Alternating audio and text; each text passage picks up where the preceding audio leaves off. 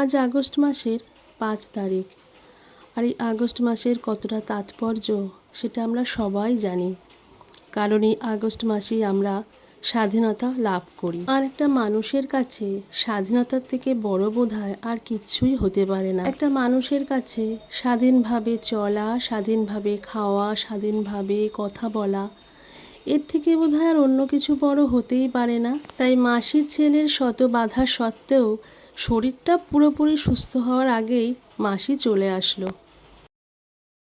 ছেলে দেখতে পাচ্ছি আছে অন্ধন কইছে ছোটোখাটো একটা স্ট্রোক হয়ে গেছে আমার মায়ের। তাই ঠিক আছে, আস্তে আস্তে করো।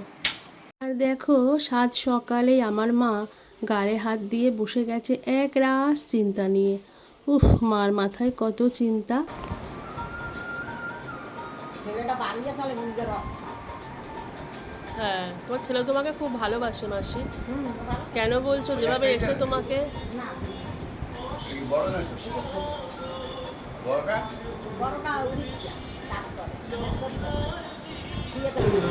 দেখো, এই চা পাতাটা না আরো কালারটা পুরো একদম আরো হালকা আর এটা না আমার বাড়ির রোজকার একটা সকালের নিয়ম হয়ে গেছে বলতে পারো।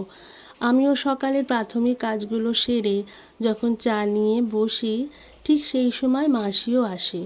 নানান রকম বিষয়ে কথাবার্তা হয় মাসির সঙ্গে আমার। তারপর চলে গেলাম তরকারি কাটতে। কিছুক্ষণ চিন্তা করলাম পালং শাক না বাঁধাকপি কোনটা আজকে করব। তারপর পালং শাকটাই কেটে কুটে রান্না বসিয়ে দিলাম। আর যেহেতু বুধবার, আমার আজকে সেন্টারে থাকতে হবে। অন্যদিন আমরা ফিল্ডে কাজ করি, কিন্তু বুধবার করে আশাদের সেন্টারে সকাল 10টা থেকে 3টে পর্যন্ত থাকতে হয়। আর জানো বন্ধুরা, যেই বুধবারটা খুব তাড়াতাড়ি থাকে সেই বুধবার আমি ডিমটাই রান্না করি, কারণ ডিমটা খুব চটজলদি রান্না যে হয়ে যায়। আর একটা বিষয়ে তোমরা আমার সাথে সহমত হবে কিনা জানি না, এই যে সারা বছর এখন শীতের সবজিগুলো যে পাওয়া যায়, এই বাঁধাকপি, পালং শাক খাই তো বটে, কিন্তু তোমরা বলো তো সেই স্বাদ কি একই রকম পাওয়া যায়? শীতের সময় সবজি কিন্তু অন্য রকমের স্বাদই লাগে। সাধারণত আমি কিন্তু প্রত্যেক বুধবার স্নান করে যাই না সেন্টারে, যেহেতু আজকে আমাকে সেন্টার থেকে আবার ব্লকে যেতে হবে। ওখানে একটা সাবজেক্টের উপরে আমাদের ট্রেনিং দেবে। তো ভাবলাম ফিরতে তো অনেকটা দেরি হয়ে যাবে, তাই স্নান করে ঠাকুর পুজো দিয়েই চলে গেলাম আমার সেন্টারে।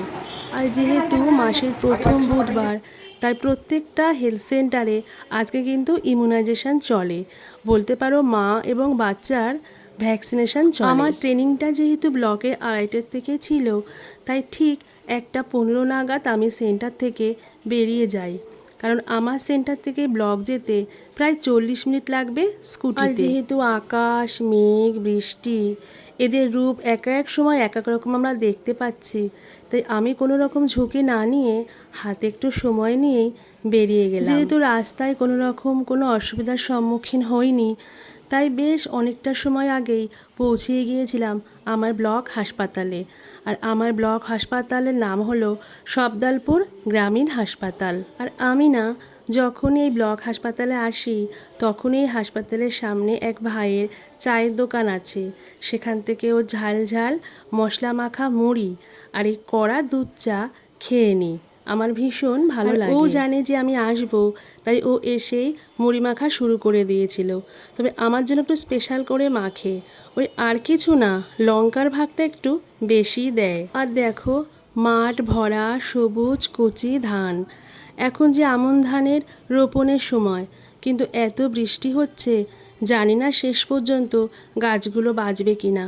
আর এই কথা বলতে বলতে পৌঁছে গেলাম বেড়াবেড়ি পঞ্চায়েতে। ওই যে বলছিলাম আমাদের একটা ট্রেনিং আছে, যদিও ট্রেনিং শুরুর টাইম ছিল 2:30, কিন্তু শুরু হতে হতে প্রায় 3টে বেজে গিয়েছিল।